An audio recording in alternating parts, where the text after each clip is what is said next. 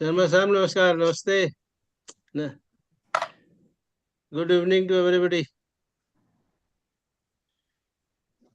Good evening to everybody.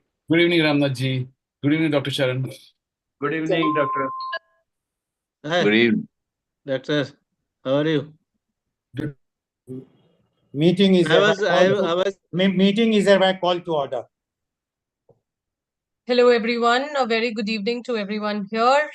So I shall be conducting the meeting today in the absence of our secretary, Rotarian Pratul Agarwal. And please bear with me because I have a really bad cold and I really cannot help. But if I feel better, there may be some hiccups here and there. So I first and foremost request Rotarian Lal Goel to please confirm the minutes of the previous meeting. The previous meetings minutes were circulated among the members, and as I have not received any observation or objection, I presume that all of you have already confirmed. So I hereby confirm the minutes of the previous meeting. Thank you very much. Moving on, today we have a very special guest with us, and for sharing his brief introduction with us, I request Rotarian Ruby Agarwal to please come forward. Can you just hold on, please? I will just see. He was there, and He's there. Earlier he was there, but now He's there. I can see it. You have to turn on your video, Mr. Goel. Hello. Your video is Am I yes. audible? Hello, Yes. sir. Yes, sir. You're audible. Okay, you are there. Yes, please. Okay, please go ahead. Thank you, President. Yes, Rotarian Ruby Agarwal. Yeah, can you hear me? Yes. Yes. Good evening. Thank you, President, and thank you, Rutika. I am pleased to introduce today's guest, Professor Dr. Ashish Sharma. He is the head of Department of Renal Transplant Surgery at PG Institute of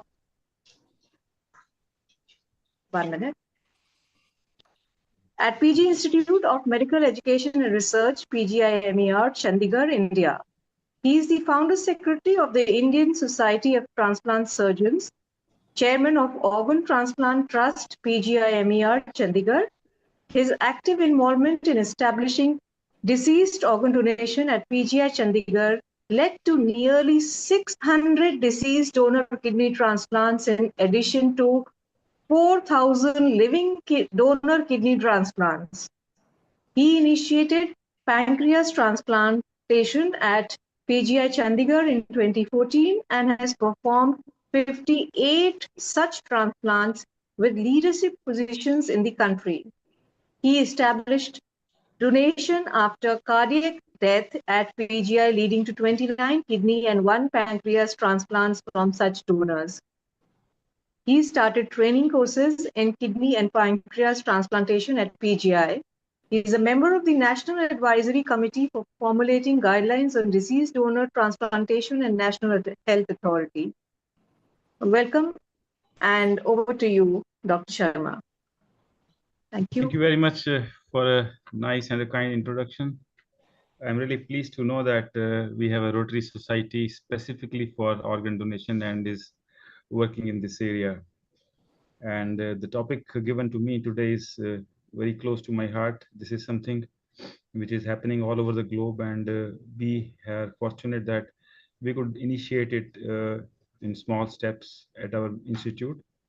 And based on our experience, a couple of other centers in the country have also started doing this, but we still need help from various NGOs like Rotary and other societies to bring it to the national scene. So with that, I think I will start my presentation. So is my slide visible? Yeah, it's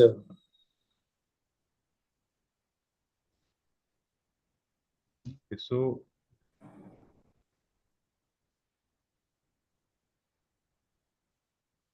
let me go to the PowerPoint mode.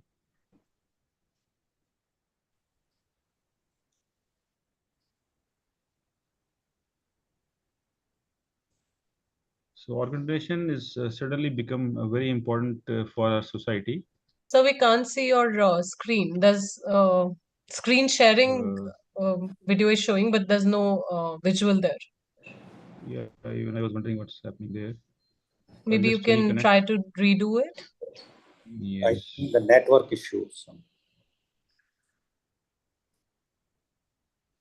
So it's probably at Sir's end because was anyone able to see the video? No. No, right. Okay. Let's try to reconnect again. Yes.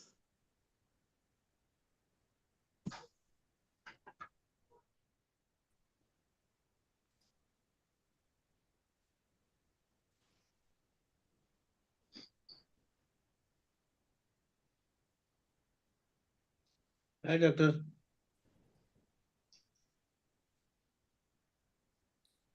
Yes, we can see it now. Great. Just have to maximize it. Yes, I'll just go to the presentation.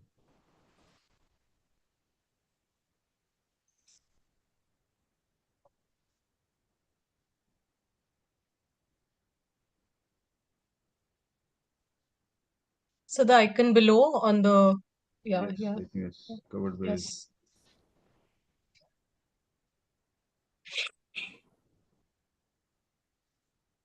We can see it now. Okay, perfect. So I hope it is visible now. Yes. Yes, yes, please.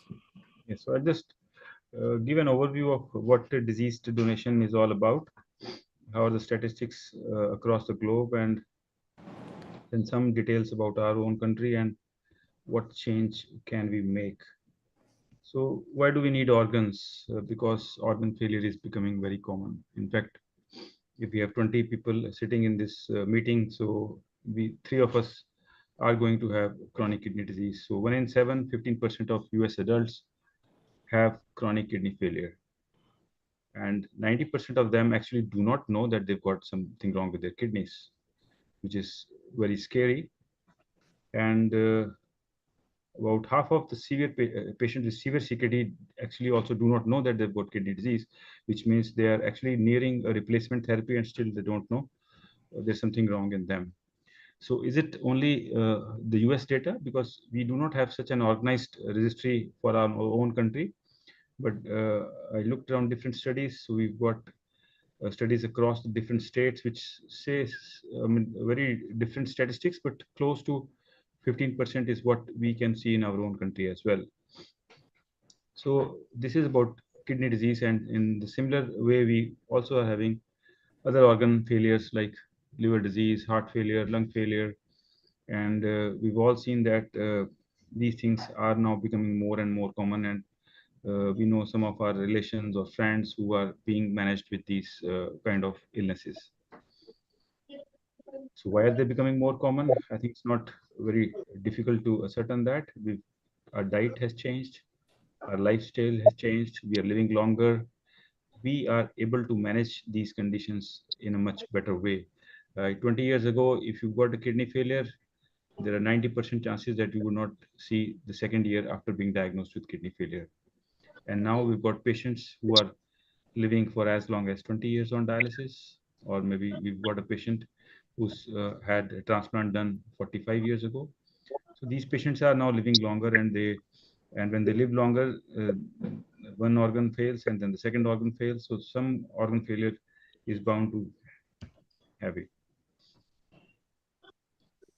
So the chart on the left, if you see the light pink color and the dark pink colors. So the light pink colors tells you how many patients are on the waiting list in the US. So we again do not have any national statistics with us.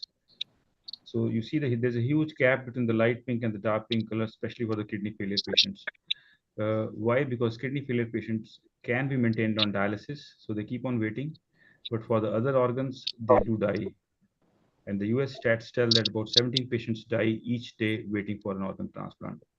And mind you that US is doing nearly 100 times more transplants as compared to our population, right? So if you compared in transplant numbers per million population, the number of transplants happening in the US is nearly 100 times more.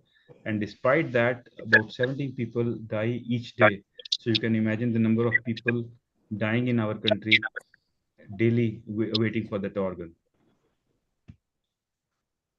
And that is why donation is important. So this is a very one of my favorite slides. One donor saves 8 lives. So you got a heart, 2 lungs, liver, pancreas, 2 kidneys, and intestines. So one patient can affect 8 families. And it's no longer life-sustaining operation. It is also a quality-enhancing procedure now. If you see this picture of a girl, young girl, 20 years of age, doing her BTech in Chennai, riding on a road, was hit by a truck, and her bike crashed, ended up with amputation of both her arms. Unfortunate, struggling with daily course of life, till some noble soul said yes to organ donation, got her 2 limbs transplanted, and now she's 10 years post-transplant, and she's recently graduated with an MBA degree from IIM Kolkata. So that is the power of transplant. It can actually change the life of a person. The picture on the right is somebody bitten by her pet dog. The entire face was actually bitten off. And to the extreme right is a picture after face transplant, that somebody agreed to donate the face after the death of an individual, and you could become a normal person afterwards. And the bottommost picture, so we cannot interact, but I mean, I would have liked to ask this: who's the transplant person here? So the one in the middle is the person, the boy, who was born after a uterine transplant to the lady on the left, right? So we got from a life-saving procedure to a quality enhancing to cosmetic, and now to a function which is very important for all the females, a reproductive function, and being a mother and giving a child on her own, which was not possible without a transplant. So how do we get organs for transplant, right? So there's no factory where which can manufacture them. So either you can have them from your relations, as in when they are living, we call them living donors, or more important is donation after death. So in the living person, you possibly can donate one of your kidneys. You've got 2 kidneys, each of us. You can donate a part of the liver, but that's about it. There's nothing for the patients with heart failure, lung failure, pancreas failure. And with organ donation after death, all the organs can be donated. So donations can happen after brain death or circulatory death, which is the topic for today's talk. So just briefing you about the brain death. So brain death is when your pressure in the skull, so your brain is enclosed by a very hard structure, which we call as skull bones. So any amount of injury to the brain will lead to swelling, right? So if you have a injury, if you have a hit on the head, you get a bump, right? So there's a bump on the in front of your skull, but the same bump happens inside also. And if the inside injury is severe, the pressure inside the skull starts to rise, and because the skull cannot expand, you can't have that bump coming out. So your pressure increases, and if your pressure increases more than your blood pressure, your blood flow stops. And just imagine that if your blood flow stops, your brain, all functions of your brain stop, right? And we breathe because there is something in the brain which tells us to breathe. There is something in the brain which keeps our heart ticking. So once you have that brain gone, then everything, your thoughts stop, your respiration stops, and your heart stops. And this is what we call as brain death. And this is the most common form of donation which is happening across the globe. And this is the only type of donation happening mostly in our country. The problem is this is that only 10% of all deaths happen because of brain injuries, right? And many a time with the recent surgical maneuvers, you actually do not progress to brain death, which means that if you have an injury in your brain, so when your pressure increases, the surgeon actually removes part of your bone, which allows your brain to expand. So despite that, you may have a severe injury, which may not be compatible with your life, but you do not progress to brain death. The advantage of having donation after brain death is that the circulation is cut off only to the brain, whereas all other organs are being perfused very well. They are viable and their function can be tested, and you can take your time to do all these things, and you can stop your support systems with which the patient is maintained, and then you can take the organs out. So the other part of donation is donation after circulatory death, which we call as in the short as DCD. There are other terminologies also. It's called a non-heart beating donor as compared to a brain dead patient where your heart is kept beating by your medications and your machines. It is also called donation after circulatory determination of death. So these are three terminologies which are important to know. So what are the challenges here? So challenges here is that when your heart stops, your circulation stops. And if your circulation stops, your all organs get damaged in the next 2 hours. So that is the biggest challenge. In a brain dead patient, you are able to maintain circulation with the help of medicines. So you take your time to do all the testing. You decide when the patients are ready to receive the organ. You do all the matching of the donor and the patient who's going to receive the organs. And then you can do it in an elective way, right? But with the challenge with the heart stopping is that you have to do rush in, get the organs out within the next couple of hours at the most. And most of times, the stopping of heart is unpredictable, right? So with the brain death, we know that, okay, the person is dead. So you can actually you can decide electively when you want to take your organs out. But with the heart, it is unpredictable. The moment it may stop in the middle of night, so which means that all teams have to rush in the middle of night, and many times it is not feasible. So if it is not feasible, why are we talking about it? We are talking about it because this is the trend what we have seen across the globe. So this is data coming from the United States. So if you see that we have data for the last nearly 30 years, and if you see there, the bars show blue color, and the top part of the bar is showing green color. And if you see that over the last 20 years, the green color in the bars has started to increase, and these green color represent the donations after cardiac death, and which forms now about 1/3 of all donations happening in the US. And it's not US alone. If you see the UK data, so this chart again shows 3 bars. The gray ones are the living donors, the kidneys coming from the living donors, and the blues are the DBDs and the DCDs.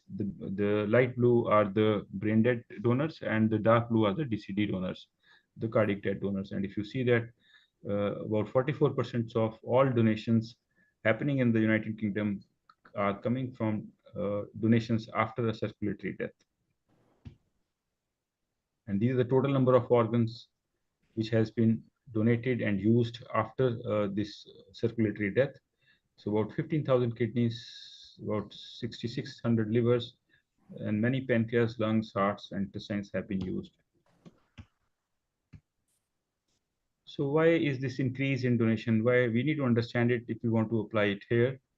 So now we know that only a fraction of deaths happen because of brain death, and the most common way of dying is because of your heart stopping. And we know that the human beings no longer die at home. Most deaths now will happen in ICU setting, and they're predestined deaths in the sense that although the heart is going to stop, but we know that patient is getting sick, so you go to the hospital, he becomes more sick, he goes to the ICU, and there we try to treat with all the medications, all the treatments, and at some point of time, the doctor realizes, okay, now it is entering in an area where we are not going to be able to retrieve this person. So we call it their predestined death, so we can actually predict when these patients are dying. And then there is an acceptance that there is a futility of continuing care in these situations because of 2 reasons. One is that it has become very expensive to maintain these patients in critical care, and we know that, okay, this is a hopeless situation, and there's a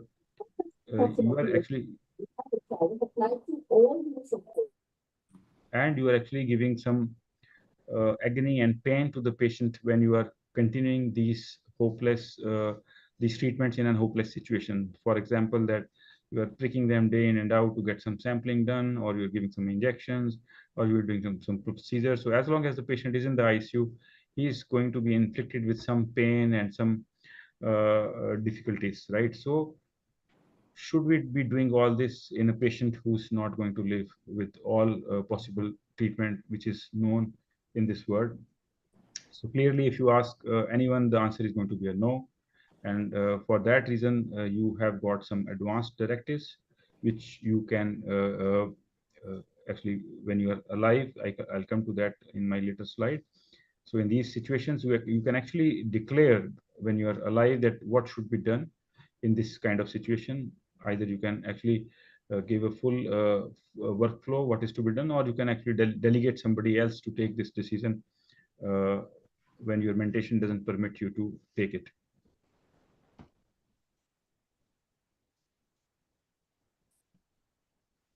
So that is some of the statistics coming from, again, United States. So it's a bit older article about from 2008, and where they say that 25% of all deaths happening in society are in the ICU. So this figure must have increased to 50% now in the US, and maybe this 25% probably would be appropriate for our country. But more important is that almost 90% of these deaths will have a decision to limit therapy, which means that patients, families, and doctors, they agree that, okay, we do not want to continue this therapy any further. Excuse me. So if we have taken that decision that we do not want to continue this therapies any further, so that gives an opportunity to know that, okay, once we stop this therapy, the heart is going to stop. And once you know that, okay, this is a predictable event that the heart is going to stop, there lies an opportunity to use these organs for donation. So some of the end-of-life situations, for example, is multiple sclerosis. It's a difficult term, but many of you probably would be knowing. Or a simpler example would be a devastating brain injury. So for example, somebody's met with an accident and he's had a broken skull and the brain matter is just coming out and there is nothing you can do about it. So no cure for it. So what do we do? So possibly allow that patient to die. So these are some of the circumstances where these can be used.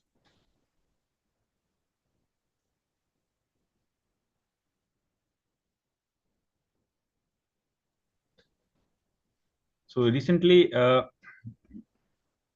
Common Cause Society, which is a registered society, it filed a case in the Supreme Court of India to have guidelines regarding what should be done in these patients. And what they asked was, they filed a case under Article 21, which gives us a liberty and right to life with dignity. And they say that if we have a right to live with dignity, we should have also a right to die with dignity. And this judgment was very good, where they allowed all this to happen. And they said that, okay, in India also we can have advanced medical directives. Before that, this was not there. And simply they called this as a living will.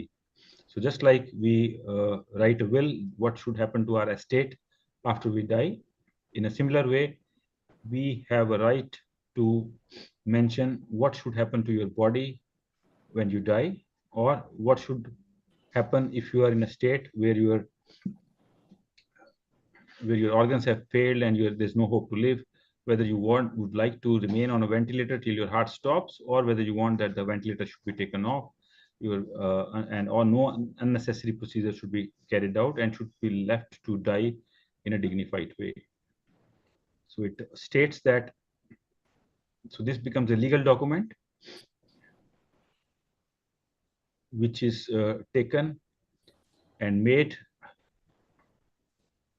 with a healthy and a sound mind, under no influence, and having a clear instructions on limitation or withdrawal of care. It will have the name of the guardian or a close relative who is going to take this decision when the person becomes incapacitated. So that's a very important document which each of us should have it along with our other will, which actually gives you a right to die with dignity. So are we ready to do all this in our own country? Yes, we have the need. We have a huge burden of chronic organ failure. We are the diabetic capital of the world. High number of patients with hypertension, increasing age. So all this leading to a very high burden of chronic organ failure. we are witnessing an increased activity in transplantation because of increasing affluence and decreasing cost. The cost of transplant has remained static over the last 20 years in our country, or rather the cost of the medications after transplant actually has come down. So more and more people are now able to afford transplant activity. Our Prime Minister has included renal transplant in the Ayushman Bharat scheme. So with that, certainly we are seeing an exponential rise in the need of patients coming for transplant. And we've got some legal aspects which were not clear before with the Supreme Court judgment. So they have formulated the guidelines how to proceed in a patient where you would want to withdraw the life support. So the important part here is that how do we make sure that this patient is in a state where there is no chance of recovery, right? So the procedure adopted for this is that you need to have 2 boards constituted, where the first board would be with the treating doctor and 2 other specialists who will verify that the condition of the patient is irreversible, and then you have another secondary medical board with the chief medical officer or his representative. So when both of these boards agree that okay, this condition is reached, the patient's condition is reached at such a state that it is futile to continue any further treatment, this decision can be taken. So once this judgment came across, so we held a meeting of various medical societies across the country, and I was fortunate to be a part of this position paper where we declared all the possibilities and what protocols to be followed in such a situation where you have this kind of happening. So coming to the last part of my talk is what have been done at PGI regarding these donations. So just to give you an example, this is how we started off. 2011 was the first patient. So we had a 51 years old patient who had a lung disease which could not be cured. She was not a candidate for a lung transplant. And the family decided that, okay, she was oxygen dependent. She was not able to walk. She not even go. She was on the bed on oxygen mask. And the next step would have been to put her on a ventilator, for which the family actually said, no, we do not want any further treatment. Yes, but if any organ can be used, we are happy to do that. So she had a cardiac arrest. The heart stopped while in the ICU. She wasn't hospitalized. So we could actually shift her immediately to operation theater, and we could take the kidneys out. But unfortunately, we exceeded the limit of the period within which the kidneys have to be taken out. So one of these kidneys actually never functioned, and second one had an suboptimal function. So it was quite discouraging for us at that point of time. So we realized that, okay, we need to do something more to keep the organs functioning. Afterwards, we need to have some other preservation techniques, which we initiated. So those are technical details. I probably will not do it. And then we came across another such situation 3 years later, where we had a young patient who was being who had a severe head injury and was being consented for organ donation, but he could not be declared brain dead. I mean, to declare brain dead, you again need 2 sets of examination. And if you have other abnormalities going on in your blood, those examinations are not, they cannot be held, right? And while we were trying to certify brain death, he had a cardiac arrest. So he had a cardiac arrest. We thought that, okay, the heart has stopped. But we told the ICU team to continue the CPR. CPR is the cardiopulmonary resuscitation, where you give manual pumping to the chest, which keeps on having some flow in the body. And so we actually could take 2 kidneys out. And so when we talked about our first experience with the patients who are going to accept the kidney, one of the patients actually backed out by listening to the story that kidneys may not function ever, even after the transplant. But the second patient agreed, and he's now more than 10 years now, and he's maintaining a normal kidney function.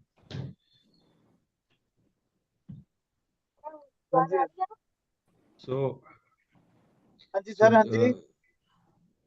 other than that, I mean, we've had 2 cases of very young neonates who were born with anomalies incompatible with life. I don't know whether you're able to see my video or not.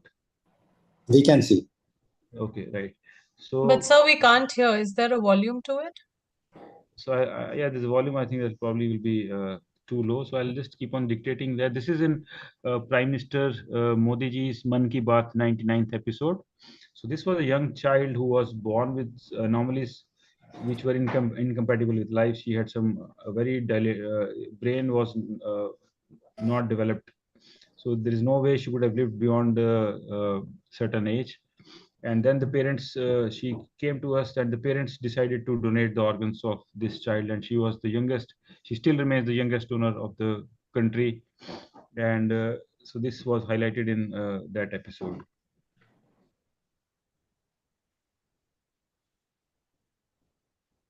So this is the total chart. I mean, there's a kidney function. I'm sure that you probably will not be able to realize it, but we've done about 20 donations such so far. About 30 patients have benefited, and this is the chart of their kidney function, which is very stable till about more than 10 years. And these are the details of all those patients and more of a technical aspect. But I mean, so what I showed you is that, I mean, they are still doing well more than 20 years down the line. So there are some new techniques which have come to play a role here. So we thought that there's a period of 60 minutes beyond which we cannot use these organs. So this is one example. We have a machine that where we can keep these organs still out of the body, but on the machine where the function can be assessed, so that we know that these organs are going to function afterwards. So this was one example where we used rather than 60 minutes, we actually had a patient who had a cardiac arrest after 7 hours. So 7 hours we could still use this organ, and based on the new technologies. And this again, the same experience we have published at the international level, where we got the highest award from the international body regarding our experience with these machines. So to summarize, I mean, I would say that donation after controlled donation from controlled donors has now become an important source of organs across the world. We have withdrawal of care guidelines and standard operating procedures for terminally ill patients, but they need to be put in practice. At the moment, all that is there. We have all that judgments, the tables, everything is there, but it's still not put into practice. If you ask me, withdrawal of life support is hardly happening in the country. And whatever newer methods of preservation and assessment we have, we can definitely do much better in this area. And we need support from organizations like Rotary and other organizations, so which can help to disseminate this message so that living will, advanced medical directives become a part of our life, and we are able to communicate this to our family members, and these can be put in practice rather than having eternally sick patients in an ICU, getting needless treatment, leading to a lot of expense, agony for the family and for the patient as well. With that, I would like to thank you for inviting me for this wonderful talk. And this is our team which does all the work, and I'm really thankful. Because of this team, we are able to deliver these results. I'm happy to take any questions. Thank you very much, Professor Dr. Sharma, for giving such an enlightening talk and your presentation. Before I will open for the questions to all the members, I have one or two questions to you. As you said, the Supreme Court has recognized the right to die with dignity as a fundamental right. But you also know that the health is a state subject.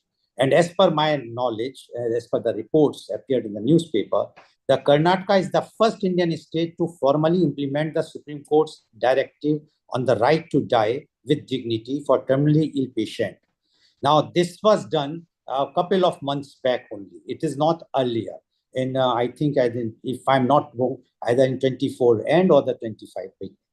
So that is one point which I want to highlight, because it has reported very widely, and I'm sure one of our member is from Karnataka, Dr. Monis. He will also contribute once his chance will come. That is one.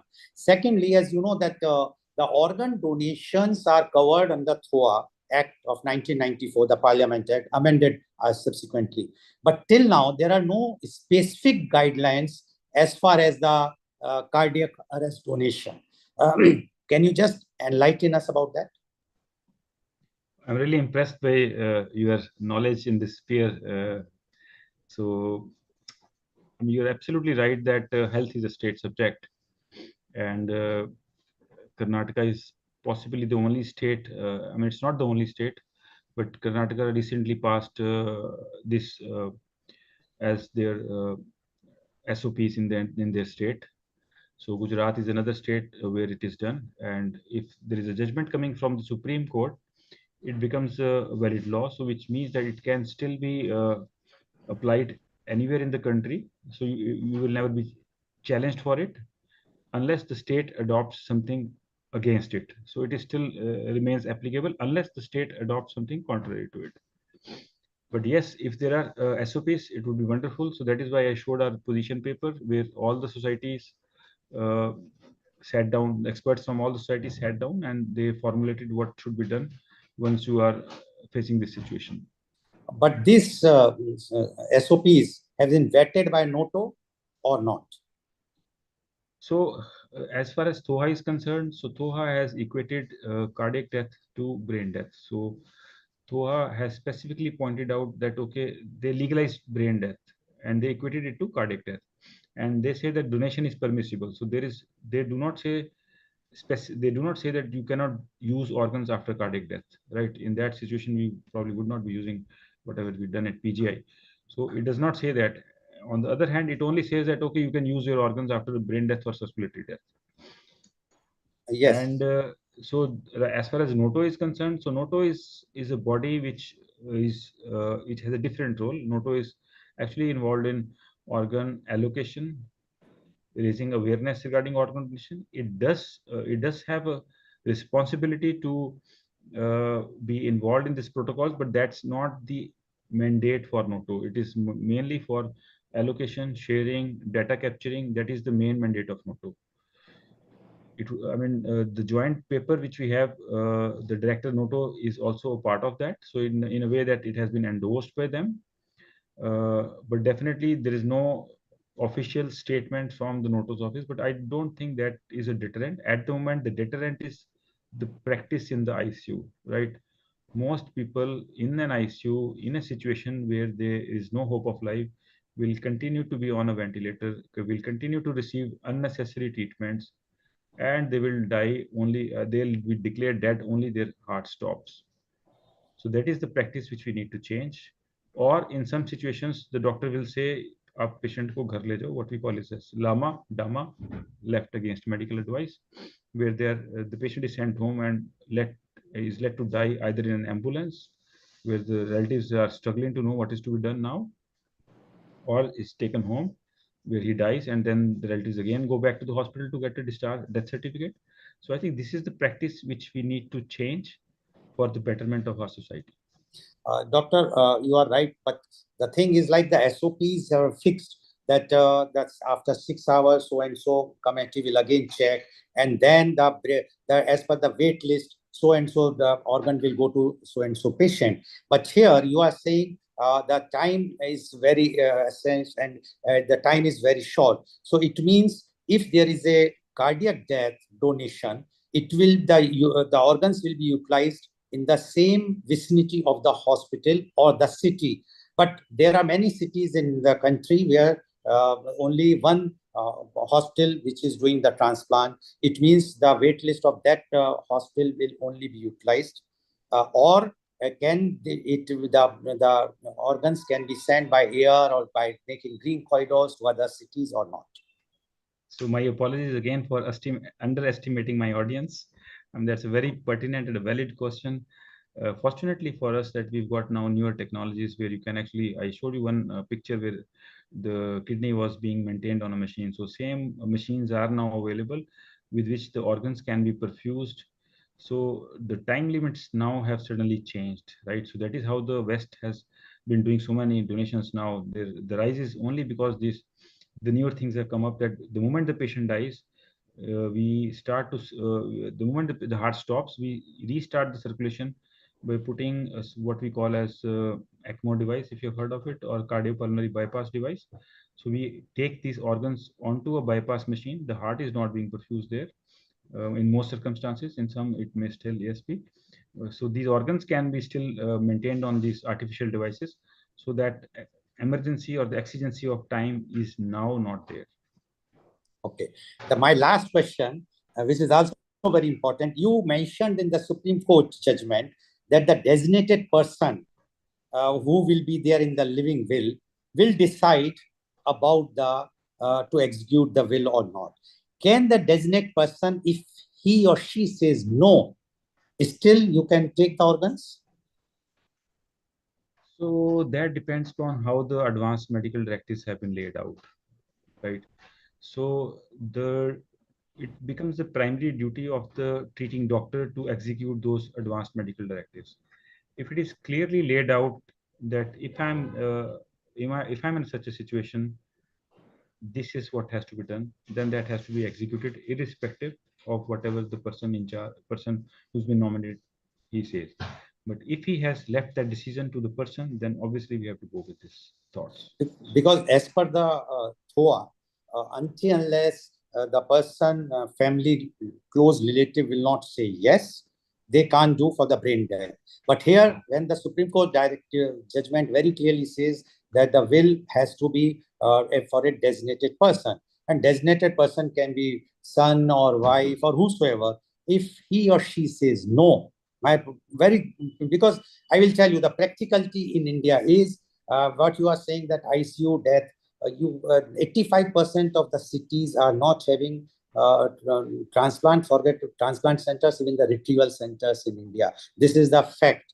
Now, there is no brain death declaration committee also.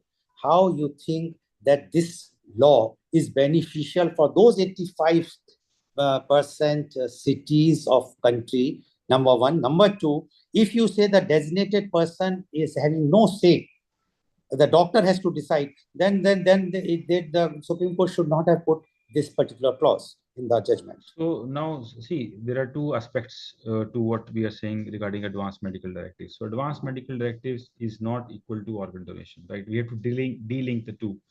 Organ donation is only a bypass of the entire process.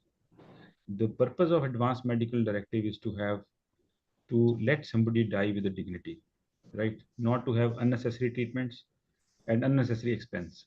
So that is applicable in all cities across the country, whether it's a tier 1 city, tier 2, or tier 3. We've got now, at the moment, we've got ICUs in all the cities across the country, right? So this process of getting patient admitted, having a patient who's with a terminal illness is happening everywhere. So we have to follow this directive for the betterment of the family. Organ donation is only a secondary process. So the aim is not to have the organs. The purpose is not that. It is this case was not filed by an organ transplant society or organ donation society. This case was filed by a common cause society for the critical care, for the benefit of the entire society. Okay. Thank you very much. So now I am opening this forum for the questions. And I think the first question, I would like that Rotarian Dr. Brohan Monis should ask the question on this particular topic. Good evening, Sharma ji. So this is Dr. Rohan from Bangalore. And yes, like how our president has put it, I mean, because the right of the patient to die, dignity of death, was declared in Karnataka from the 1st of February. I mean, by our Honorable Health Minister, Mr. Gundu Rao. So that has been a fact over here. But what has happened, the implementation in the ICUs is very meager. And like, I mean, because there's a huge fear among the doctors, like, how, what, where, when, why, stuff like that happens. So one question to you is, with respect to the advanced directives or the living will, can the person who is doing his living will pledge his organs on the living will or advanced directives? Yeah, definitely he can do that. Yeah. Yeah, I think the point you raised is very valid, that the doctors are scared. But I think if we put the perspective in the other way, there is lot of films, lot of stories have been done where they've said, okay, patient dead hai, usko rakha hua hai, unnecessary treatment is. So that is an equal scary part. And at this point of time, you have to tell your family what is the exact state of the patient, what are the chances of him to be alive. And I'm sure that if this movement grows, if we have the intensivist along with us, this movement has to grow, and this is the next step. Because if you see the poverty data of the country, medical therapy is the number one cause of creating poverty in our country, right? So, and part of it is because of the high expense associated with an intensive care. Intensive care. Yeah. So exactly the same thing which happened in the recent critical care congress at Kochi.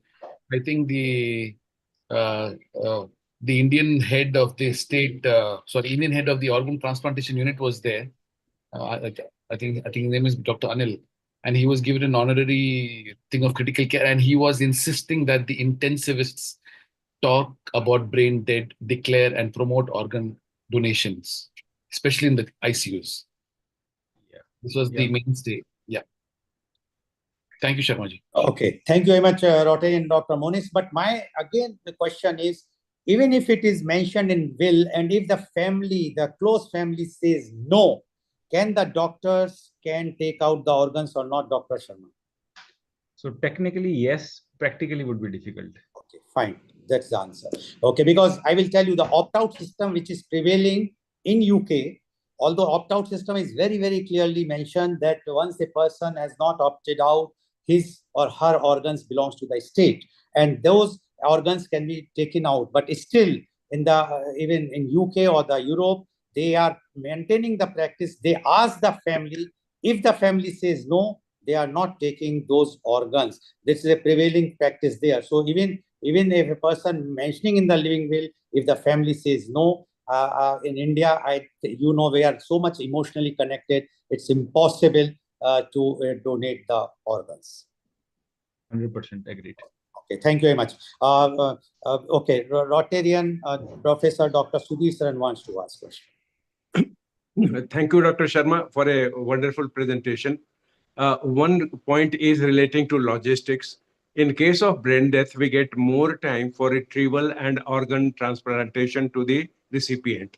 But in case of circulatory death, you say the window is very short, and therefore, are there specialist bodies among medical fraternity and hospital organizations that bridge the gap between retrieval and transplant in case of cardiac disease death?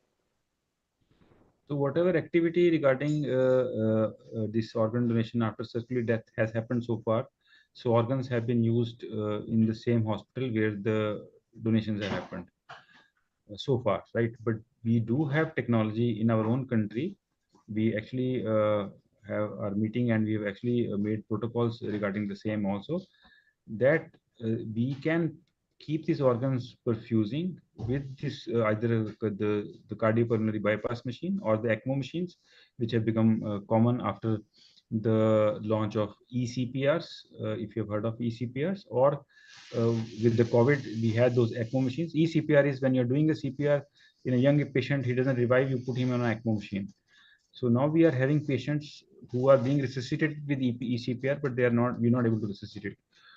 But these machines can be also used to perfuse the organs while the patient has a cardiac arrest. So then these organs become as good as the brain dead organs. So then they are functioning, they are in the warm phase. So they actually behave like the same. Okay. Thank you. Thank you very much. Rotarian Girdhari Agrawal, please. Yes, Dr. Sharma, it was a very nice presentation, and it was very informative as well.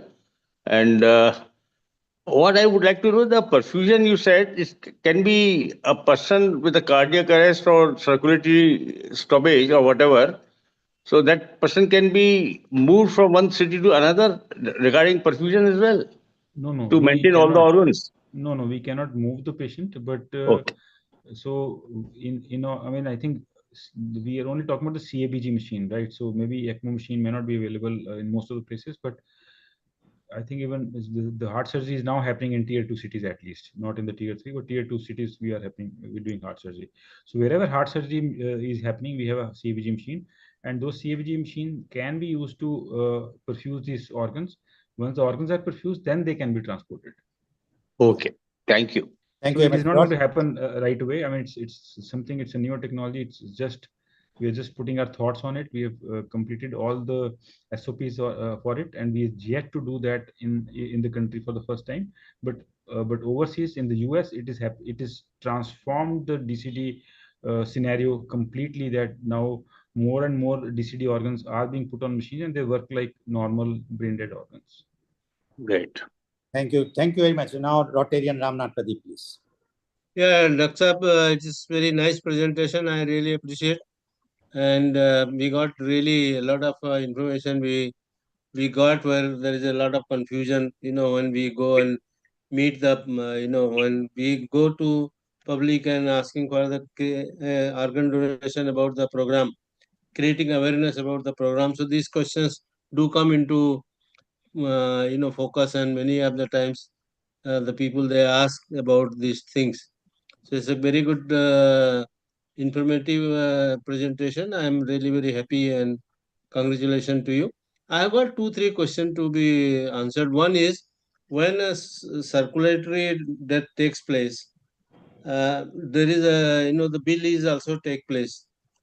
It cannot be done without the bill.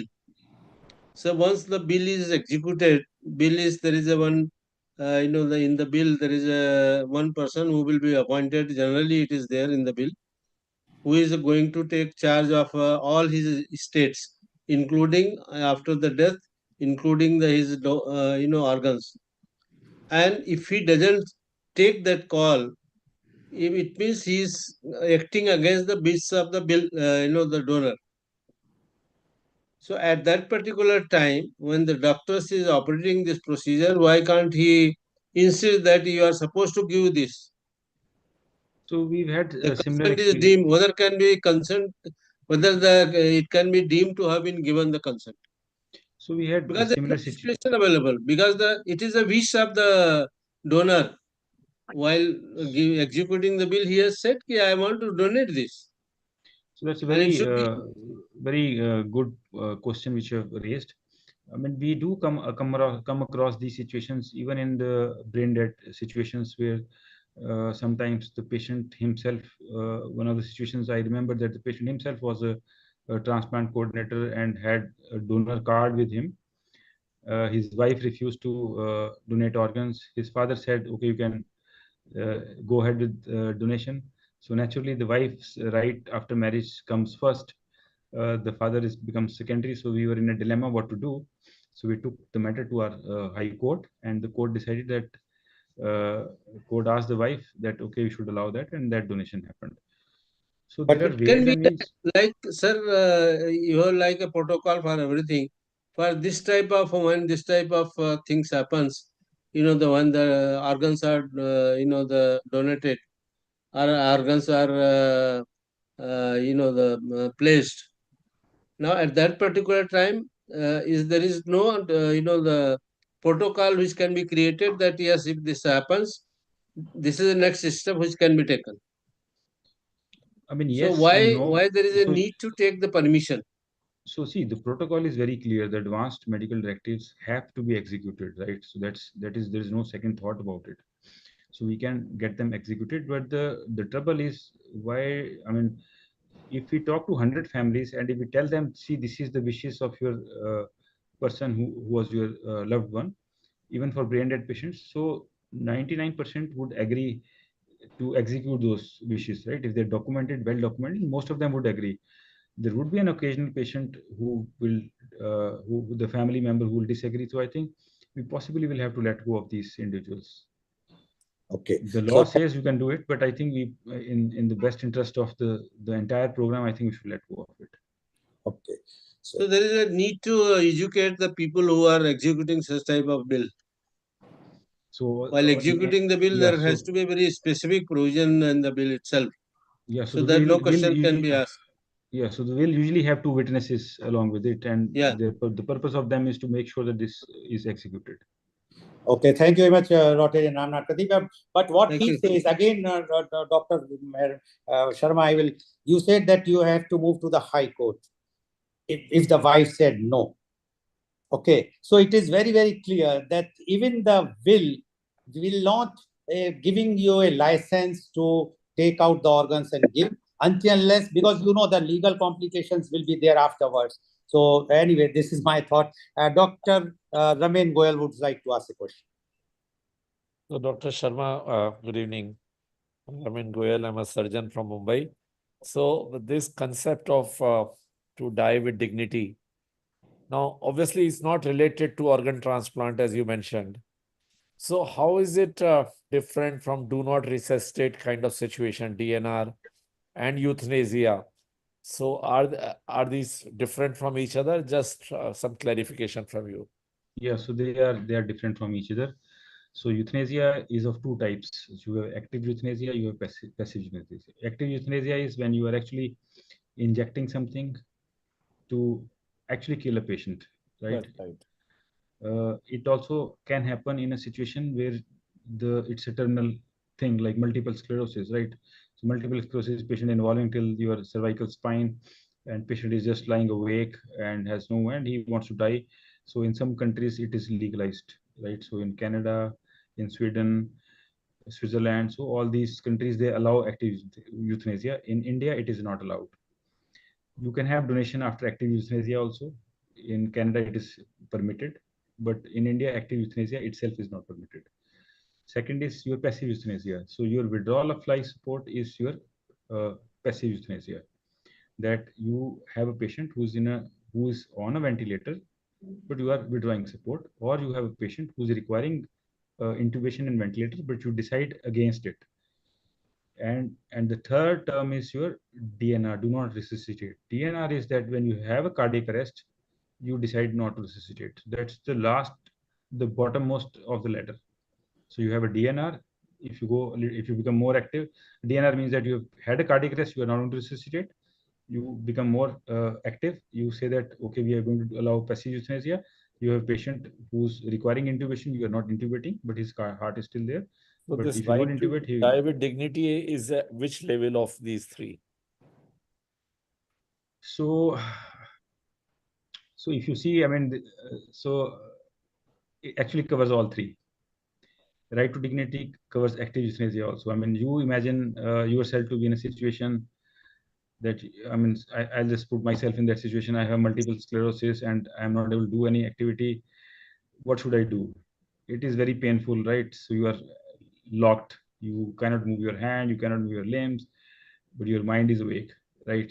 So if I put myself in that situation, I probably would like to inject something and be over with my life.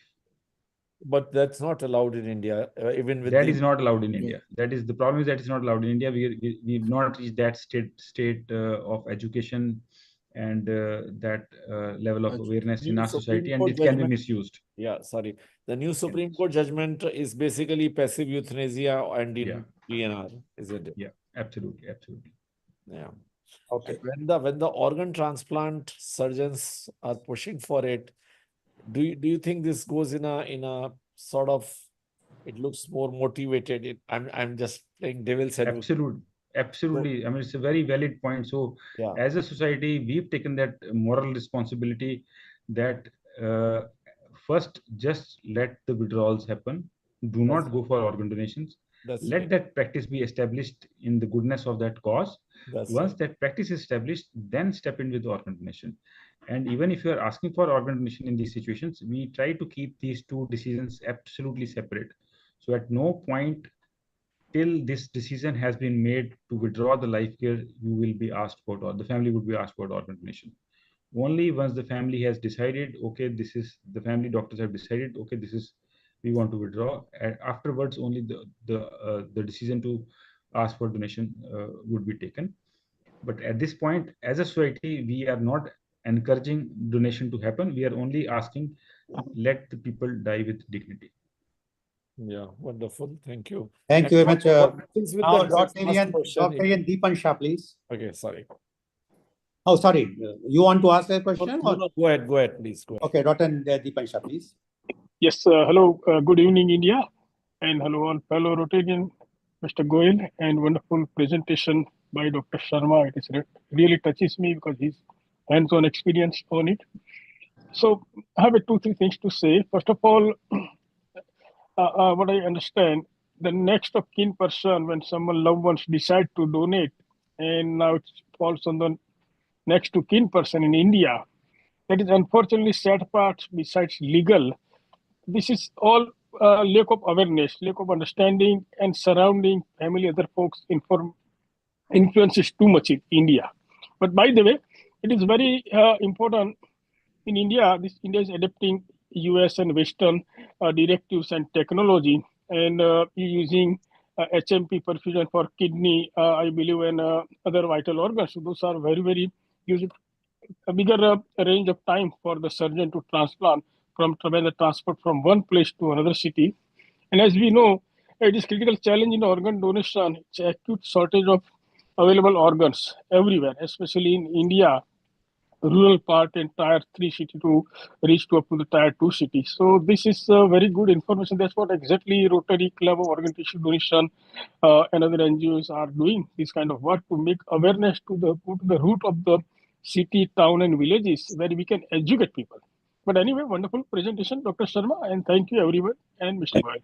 Thank you very much, Rotarian Deepanshar. Rotarian Dr. Raman Goel, once again, last question, please.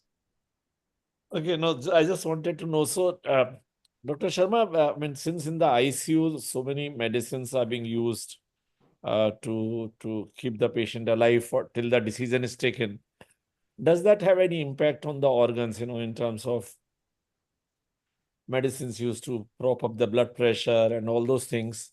Does that affect the quality of organ that you get for the transplant? The answer is both yes and no, but mostly no, because when we are taking care of a patient in ICU, so we also want to preserve his all organs, right? Only in extreme situations where the blood pressure is we're not able to maintain that blood pressure, and we go on very high inotropic dose. At that time, the organs start to suffer. But most of the time, we try to preserve both the life as well as the organs. And who bears the cost of ECMO or the bypass once the decision has been taken that the patient has to be terminated and the organs have to be preserved? So for transplant, so there are different systems. I mean, India, it has yet to happen. There are different systems across the world. I mean, UK is a public healthcare, so all healthcare is supported by the government. US is paid for system. So there they have special organizations which we call OPOs, organ procurement organizations. So they bear the cost. So they bear the cost of all retrieval, perfusion, everything, and then they will bill the hospitals who receive the organs. So ultimately, the recipient's insurance company pays for it. Now, who's going to pay for in India? It's going to be a terribly expensive procedure. Right. But the recipient is going to pay for it, as what we see that, okay, when we are in need of a heart transplant, so there comes an issue that the heart has to be transported it has to be transplanted within 6 hours. So a heart travels from Chandigarh to Chennai and gets transplanted. How does that happen? So you need to have a charter plane, and the charter plane would easily cost you about 15 to 20 lakhs for one flight, right? So who's going to pay for it? The recipient is paying for it at the moment. So we do not have any national resource. In PGI, we are fortunate that we have all the infra, we've created that, and we are able to support it. So patients are not paying anything for it. Okay, thank you very much. Rotarian Sunil Gupta, would you like to ask question? Yes, I was going to ask a question on, I mean, in the ICU, there's age of the patient also comes in play, right? I mean, are you harvesting organs from older patients beyond a certain age? So that's question number one. And secondly, I was going to, I know we're going to be over time, but maybe a question for a later time. In the US, we have a hospice system where patients are, basically active treatment is withdrawn, and a hospice nurse, hospice doctor steps in, keeps the patient comfortable at home, and use of morphine is used just to keep a patient comfortable, and they eventually become weaker and they pass away. And there's a lot of organs that come from that system as well. which is lacking in India. And I brought this thing in the past, if you remember, Rotarian Lal Goyal. And it's just not possible in India because of, people misuse it for, selling organs. So anyway, I just want to keep this question limited. I know we are over time. If you would comment on the age of the patient and, till what So- age do you guys take the organs? So age is only a number now. I mean, you need to look at the physiological status. So we've taken as young as 3 days, 68 hours or something, and the oldest we've used 75 years at our institute. But I'm aware that even 85 years old have donated in the country. So some situations where there's a dire need, somebody having an acute liver failure, he probably would benefit with whatever organ he gets. As far as hospice is concerned, I think in India now there are two categories of patients, right? So the people who can pay, they will not go to hospice; they'll probably come to the hospital. And the people who cannot pay, they probably will not reach anywhere; they'll probably die at home. This is an unfortunate part. Okay, thank you very much. And I would like to invite Dr. Raman Goyal for the vote of thanks. So I think, Dr. Sharma, this was an excellent presentation. A new area of organ transplant that's opening up. I think we all need to rewrite our will, not only for organ transplant, but also for right to die with dignity, because you never know when it is needed. So I think that's an important takeaway message, and creating awareness.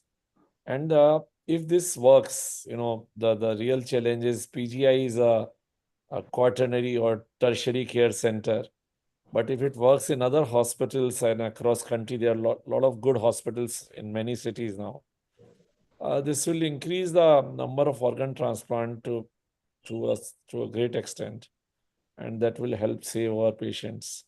So thank you so much for the time and effort that you have taken.